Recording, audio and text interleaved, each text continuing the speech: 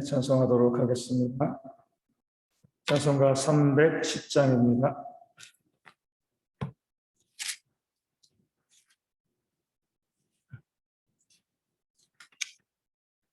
찬송가 310장 함께 찬송하도록 하겠습니다. 하나님의 은혜로 있을 데 없는 자 왜 구속하여 주는지 난 알 수 없도다. 내가 믿고 또 의지함을 내 모든 형편 아시는 주님 늘 보내 주실 것을 나는 확실히 아네. 왜 내게 글쎄 믿음과 또 복음 주셔서 내 마음이 항상 편한지 난 알 수 없도다. 내가 믿고 또 의지함을 내 모든 형편 아시는 주님 늘 보내주실 것을 나는 확실히 아네. 왜 내게 성령 주셔서 내 마음 감동해 주 예수 믿게 하는지 난 알 수 없도다. 내가 믿고 또 의지함을 내 모든 형편 아시는 주님 늘 보내 주실 것을 나는 확실히 아네. 주 언제 강히 임하실지 혹밤에 혹낮에 또 주님 만날 그것도 난 알 수 없도다. 내가 믿고 또 의지함을 내 모든 형편 아시는 주님 늘 보내 주실 것을 나는 확실히 아네. 아멘. 사도신경으로 우리의 신앙을 함께 고백합니다. 나는 전능하신 아버지 하나님 천지의 창조주를 믿습니다. 나는 그 유일하신 아들 우리 주 예수 그리스도를 믿습니다. 그는 성령으로 잉태되어 동정녀 마리아에게서 나시고 본디오 빌라도에게 고난을 받아 십자가에 못 박혀 죽으시고 장사된 지 사흘 만에 죽은 자 가운데서 다시 살아나셨으며 하늘에 오르시어 전능하신 아버지 하나님 우편에 앉아 계시다가 거기로부터 살아있는 자와 죽은 자를 심판하러 오십니다. 나는 성령을 믿으며 거룩한 공교회와 성도의 교제와 죄를 용서받는 것과 몸의 부활과 영생을 믿습니다. 아멘. 고린도전서 4장 17절 말씀을 함께 봅니다.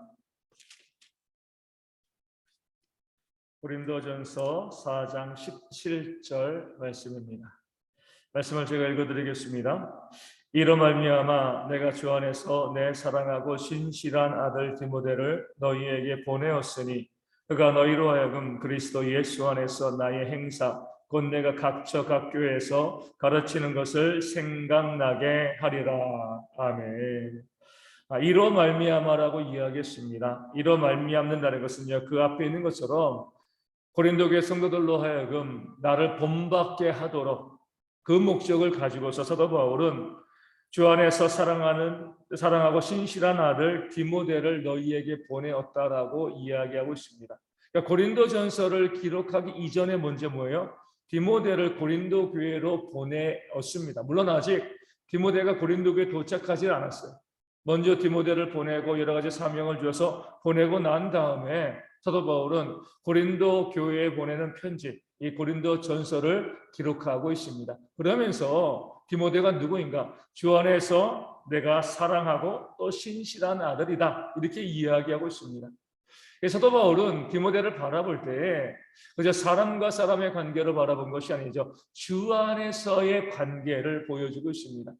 모든 성도들의 관계는요, 사람과 사람의 관계가 되어지면 안 되고 주 안에서의 관계가 되어져야 한다는 것을 바울이 이 말씀을 통하여서 보여주고 있습니다. 왜냐하면 사람과 사람과의 관계는 어때요?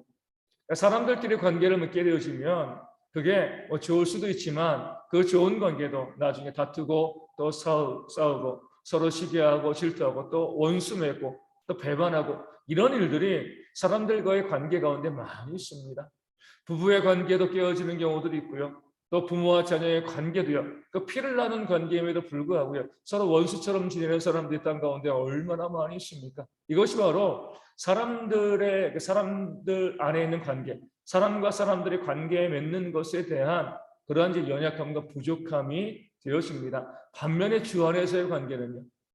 주님께서 그 안에서 관계 맺게 하시는 것이기 때문에 가장 좋은 관계, 변치 않는 그런 관계를 맺을 수가 있게 되어지는 겁니다. 우리 주 안에서 관계를 맺는다는 것은요, 주님을 통하여서 관계가 이루어진다는 겁니다.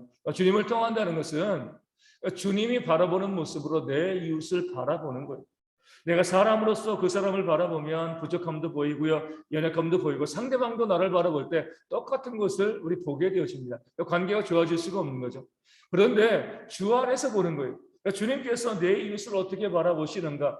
주님께서 그 이웃을 바라보는 모습을 가지고 나도 내 이웃을 바라보면 내 이웃은 누구죠? 우리 주님께서 기꺼이 십자가에 달려 죽으심으로 그 생명을 구원한 주님이 사랑하는 이웃이죠.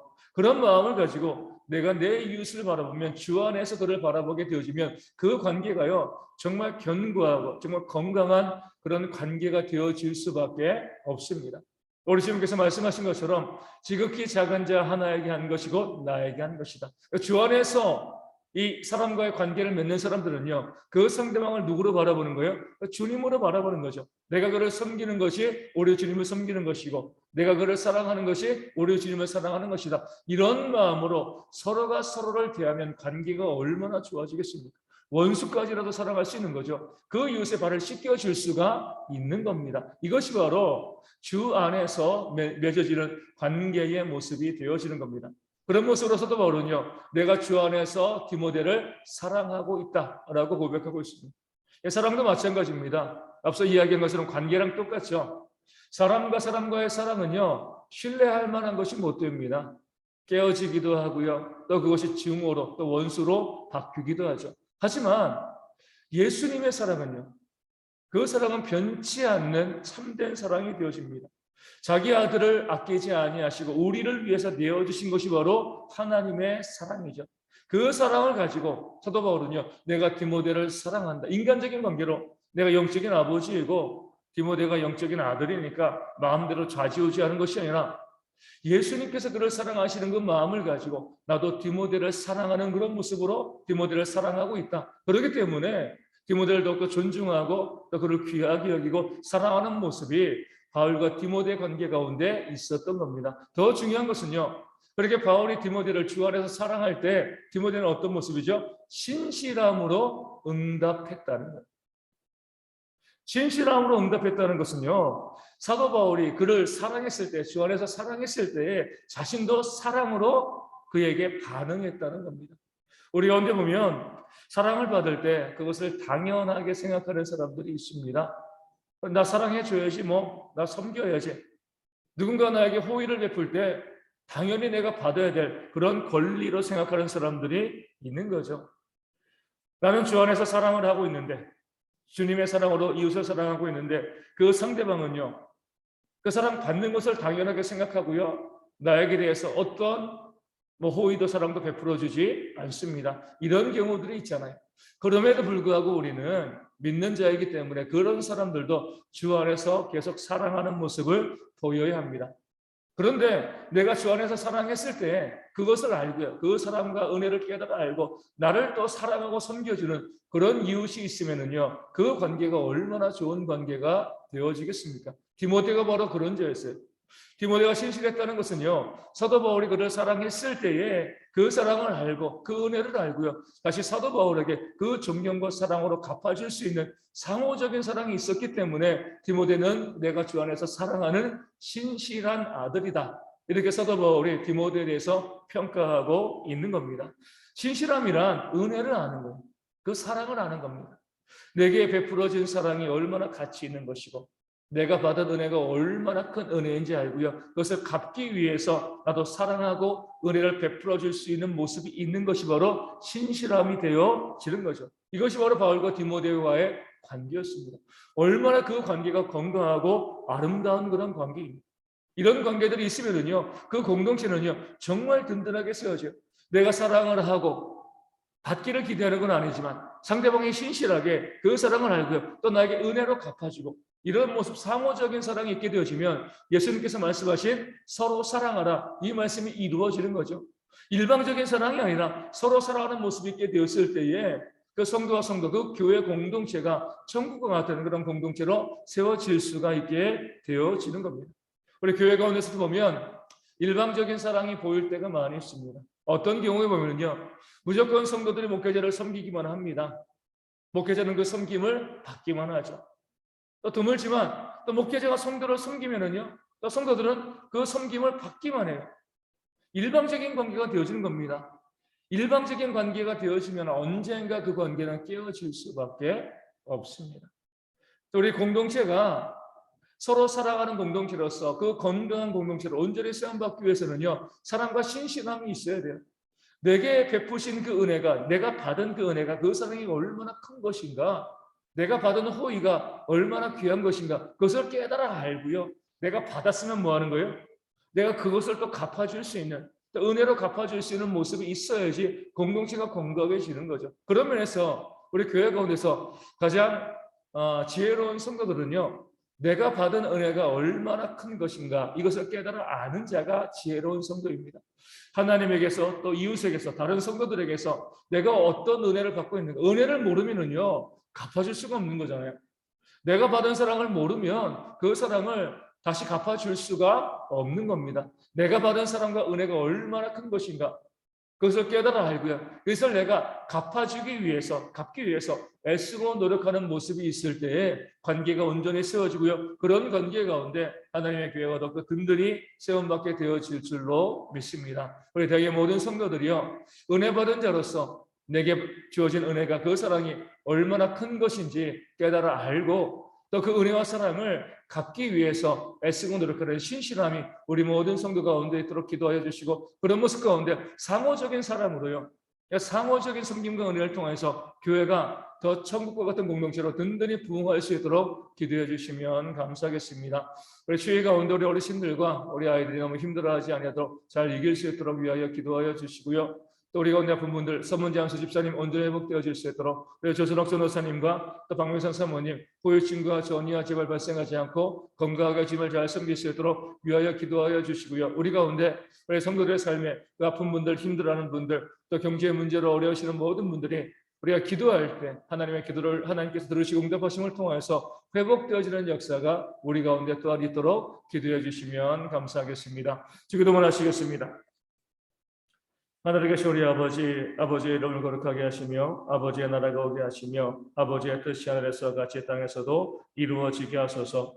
오늘 우리에게 일용할 양식을 주시고 우리가 우리에게 잘못한 사람을 용서하여 준 것 같이 우리 죄를 용서하여 주시고 우리를 시험에 빠지지 않게 하시고 악에서 구하소서. 나라와 권능과 영광이 영원히 아버지의 것입니다. 아멘. 기도하겠습니다.